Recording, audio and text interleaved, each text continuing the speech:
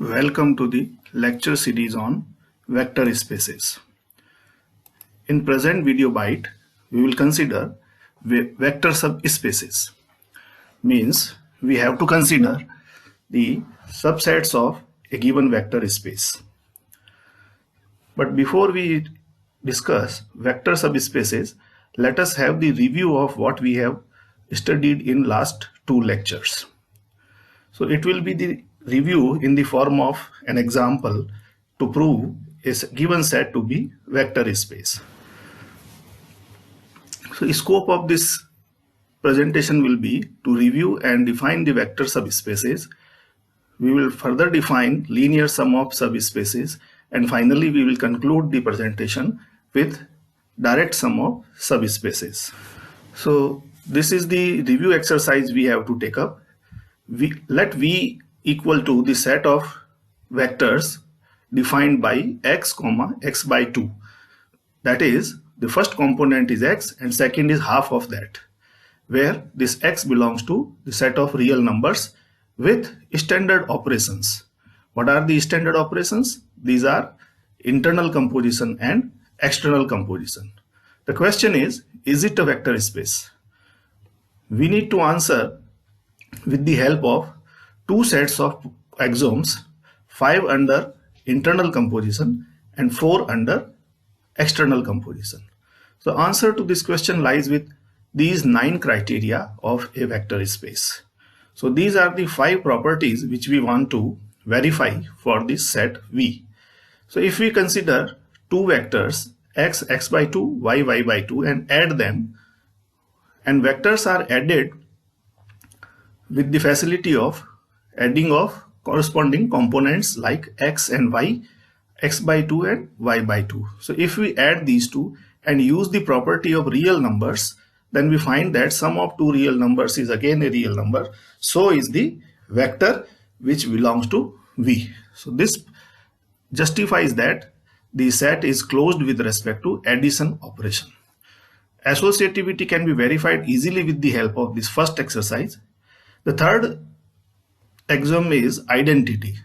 That is, if we add 0 to this vector, we get the same vector, which shows that identity exists in the vector space V, or we can say it satisfies the axiom of being an identity. So let us move to next inverse. If we consider a vector x, x by 2, then its additive inverse is considered to be minus x by 2, and if we add these two vectors we get 0 vector or null vector, which again justifies that inverse of the element is satisfied by the set given V. So this is the commutative, which is very simple to verify. So with this we can see that all the 5 axioms of internal composition from V to V are justified. Next we come to the second set of axioms with respect to external composition from F to V. So the first axiom under this is distributive property number 1, that is scalar multiplied by sum of two vectors is equal to sum of scalar multiplied by individual vectors. So it can be verified very easily. Distributive property number 2, sum of two real numbers multiplied by a vector, then it is sum of these two real numbers multiplied by the same vector. So it can also be verified very easily. Next is associative. Associativity of what? Associativity of two real numbers and one vector. So if we multiply this abx and abx by 2 and then take a out and we keep this b intact so that we can write in this particular mode, this says that the scalar multiplication is following the associative property, and similar is the case with this identity. Hence, having verified all these 9 axioms under internal and external compositions, we can very well claim that the V given to us is a vector space. So friends, it was very necessary to review what we have studied so far so that we can use all of them in the slides to come. So let us come to learning outcomes of this presentation.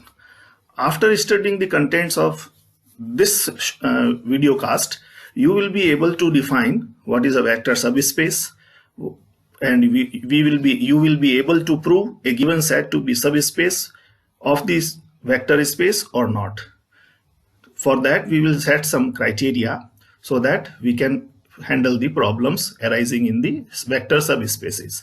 So in the last, you will be able to solve the problems related to linear sum and direct sum. What are these two types of sums will be discussed later. So let us now do definition of vector subspace itself speaks that there must be some smaller part than the main vector space. That is, a part of given vector space is to be proved as a subspace. So what is the definition? Let us see. So definition requires the declaration. What is declaration? Let Vf be a vector space over a field F. Now this V may be R2, R3, Rn, set of polynomials, set of continuous functions, set of n cross n matrices, etc. And this F could be a set of real numbers or complex numbers or rational numbers. So whatever is given to us, we can consider and declare in the beginning. So a non-empty subset W of this V is called a vector subspace of V if W is a vector space in its own right with respect to the internal composition in V and external composition in V over F. But the entire properties of these vector spaces with respect to F will be restricted to the elements of W only. No vector belonging outside this W will be allowed to be discussed while we are proving this W to be a subspace. Let us now see what is another type of statement we can give for the subspace. So this is, let V and W be two vector spaces which have identical definitions of internal and external compositions on their respective members. There are two couple of words. Number one is identical definitions, means whatever definitions are followed by V will be followed by W. And second is respective members, means W will apply these compositions for the members of W only and V will apply these compositions for V only. Will be a subset of V, then W is subset equal to V, then W is called a subspace of V. Meaning thereby W, a subset of V, will be a subspace if it satisfies all the 9 axioms of a set to be called vector space. The difference is what? This W contains the members of V, some of the members of V. So that is why it is called subspace. V itself and a set containing only 0 vector, that is singleton, are trivial or improper subspaces because these are supposed to be the vector spaces which we have already discussed in our previous lecture. Now, what are the criteria we have to set for declaring a subset to be subspace of a given vector space? So this is in the form of theorem. So what does this theorem 1 speaks? Let Vf be a vector space over a field F as usual and W a subspace of V, which is denoted by this notation, follows vector addition and scalar multiplication similar to V. What is being followed by V will be followed by W. I am once again saying that there are identical learnings in these two. So then W is subspace if and only if it satisfies 3 conditions. What are those 3 conditions? Number 1 is W should be a non-empty set, that is, it should not be equal to null set, and null set is a set containing no element. If X and Y are 2 vectors belonging to this W, then their sum should also belong to W.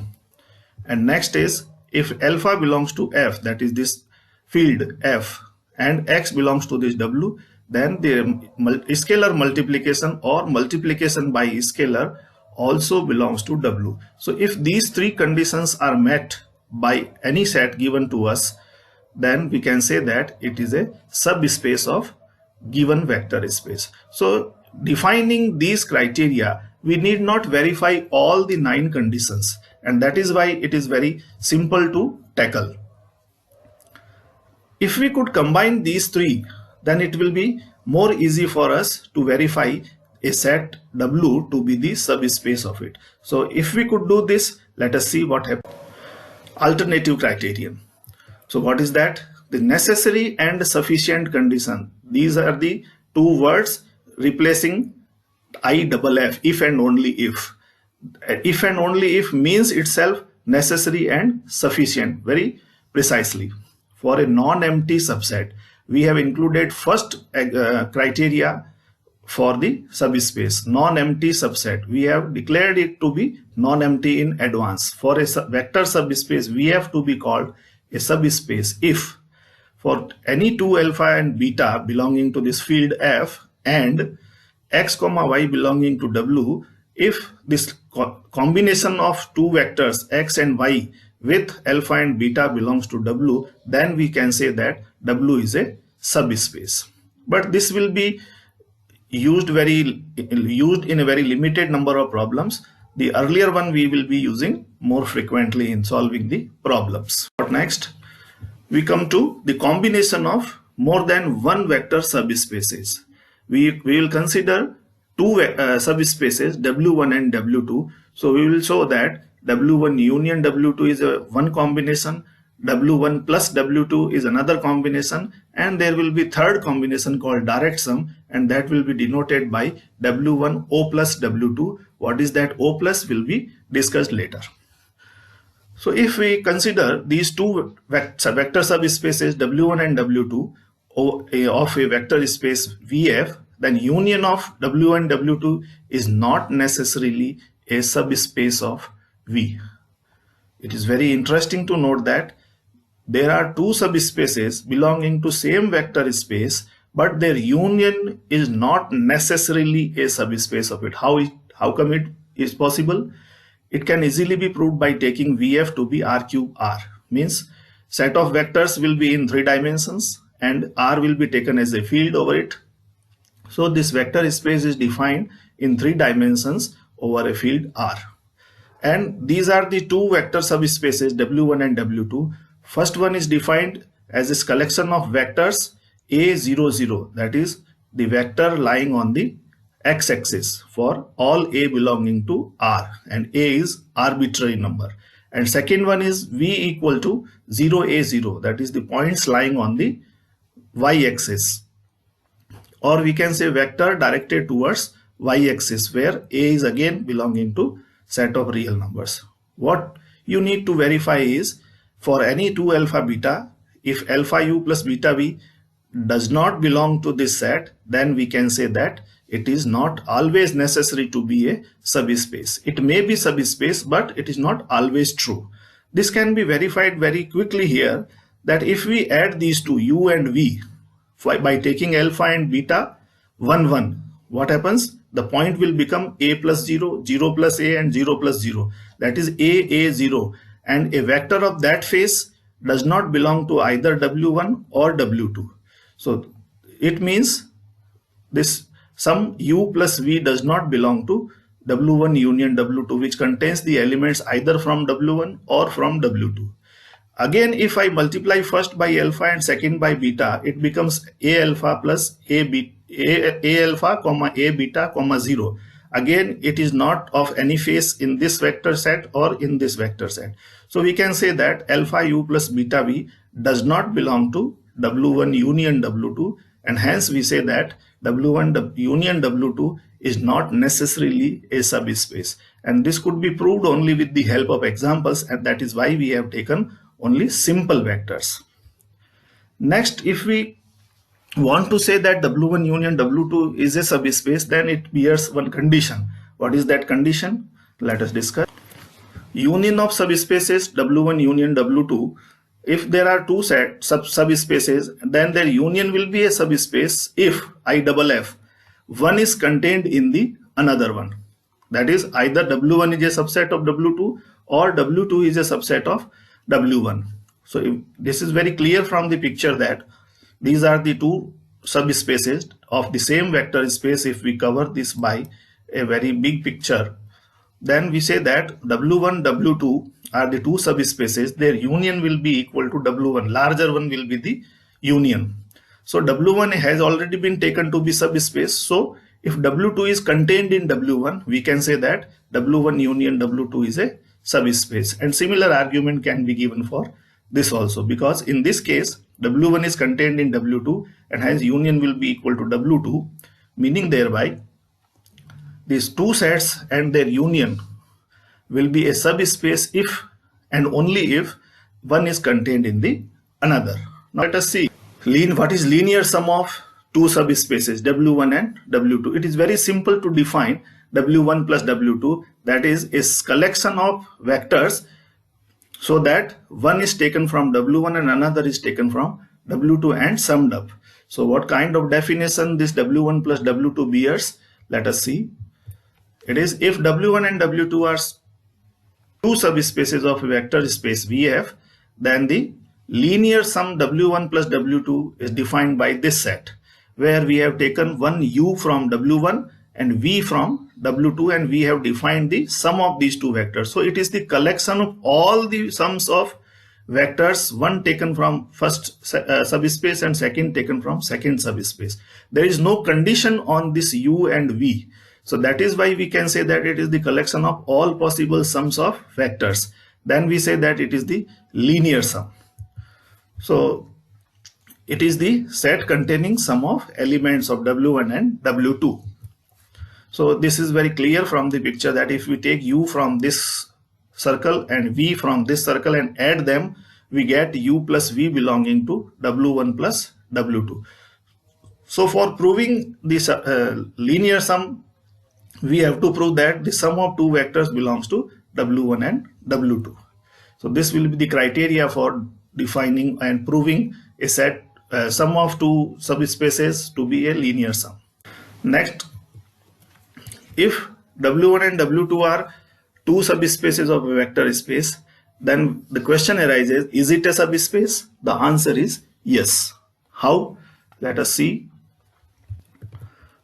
We take U1 V1 in one set and U2 V2 in second set, and if we could find that AU1 BV1 belonging to W1, which is very true because we have set the criteria of subspaces that if there are two vectors in the subspace, then their linear combination also belongs to W1. So bearing the property of being a subspace, we can always write AU1 plus BV1 belongs to W1 and similarly AU2 plus BV2 belonging to W2. So when we say that these are two subspaces, it automatically assumes that this linear combination will always lie in the sets. So if we take these U1 V1 and U1 V2 in this picture, then we have to prove that AU plus BV belonging to W1 plus W2. That is what I was saying in the definition of linear sum. So what these AU plus BV are? U is the sum of two vectors, and again V is also sum of two vectors. U is the sum of U1 and U2, V is sum of V1 and V2. So if the W1 and W2 are to be linear sum, we can always say that U1 plus U2 will belong to W1 plus W2 and V1 plus V2 will also belong to W1 plus W2. So combining these two, we can very well see that when we can very easily verify that these belong to W1 and W2. Next, very important declaration or very important proposition we can say over here that union and sum are two different things. Why these are two different things? Let us see.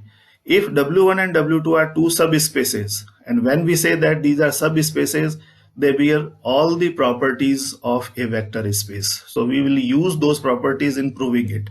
Then the union is subspace of their linear sum. Whatever is the linear sum of these two, union will be the subspace of the linear sum. So if I consider an element U in W1, I can always add the additive identity, that is null vector, in it, but this U will be the member of this W1 and null vector is the member of W2. So the sum of these two belong to W1 plus W2. And what does it mean? U plus null vector is U. So U belongs to W1 and plus W2 as well. So what does this mean? That U belongs to W1 and U belongs to W1 plus W2. This gives us the idea of W1 to be subset equal to W1 plus W2. And similarly, we can write W2 subset of W1 plus W2, where we have used the additive property of W2, which the vector has to follow. If we take union of both the sides in these two equations, what happens? W1 union W2 on left, and on the right hand side it is the union of same linear sum. So union of two same sets is again the set itself. So we can say that W1 union W2 is a subset of, or the subspace of, W1 plus W2. This is also used for subspace, not for subset. Equal to, it is the symbol for subspace. Next we define the direct sum of subspaces, and direct sum is the special sum which has some restrictions on the elements, and that is why we have kept this O plus different than the simple plus. So let us define what is this. Let W1 and W2 be two subspaces over the field VF as usual, and if their intersection is only the null vector, then W1 plus W2 is called the direct sum of W1 and W2 and is written as W1 O plus W2. What does it mean? This means that there must be a unique element in W2 for a given element in W1, which we can represent the sum U plus V. So if a vector space VF is called the direct sum of its subspaces, then these two conditions must be satisfied. These are the criteria for the sum being a direct sum.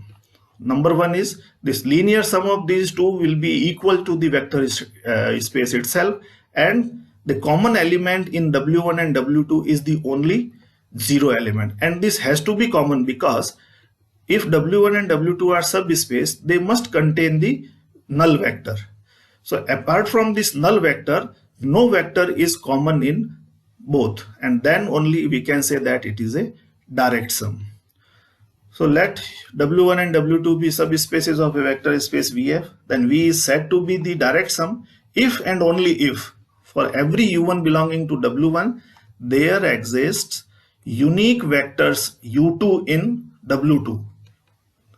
Please mind it that unique vectors. What does it mean by unique vectors? One and only one vector for each vector in W1. Then we can say that it is a direct sum, and we can always write V equal to U1 plus U2. Now let us have the support of this example to justify the definition of linear direct sum. So we have considered the set of vectors in 2 dimension R square. W1 defined by the set of vectors for those components are same, and X belongs to this field R,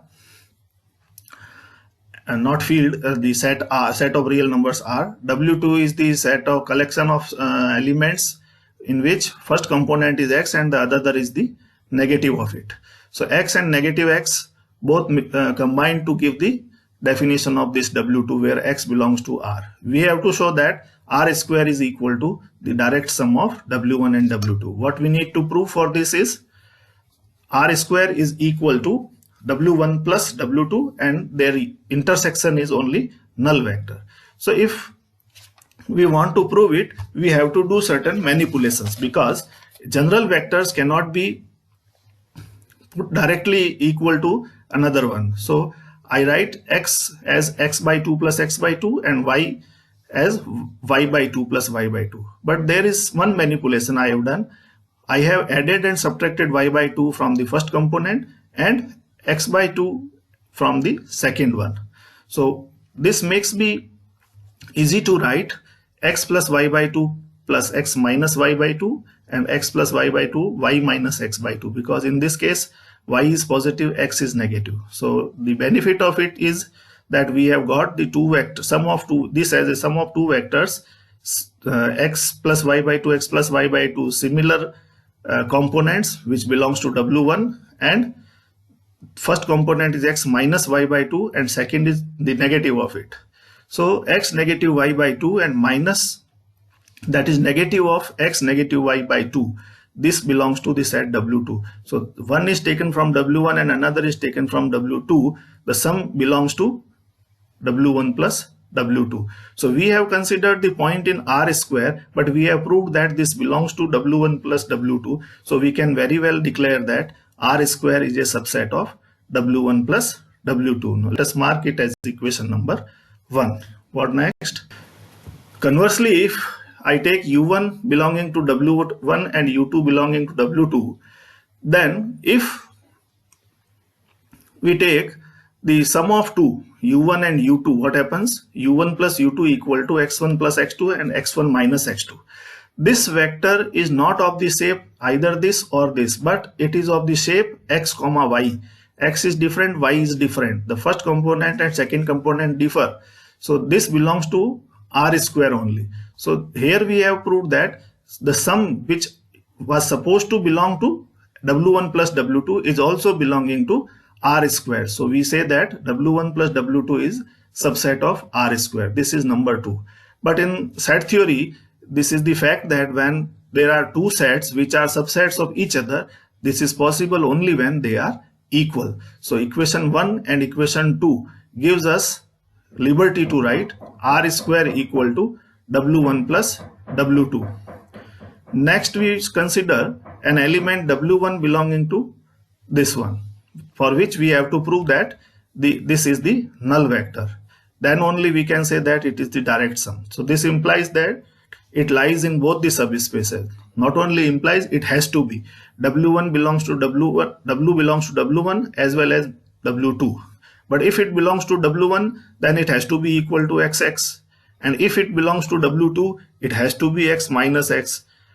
But when we say that these two are the same, and this is possible only when X is equal to 0. That is, this is possible only when W is a null vector.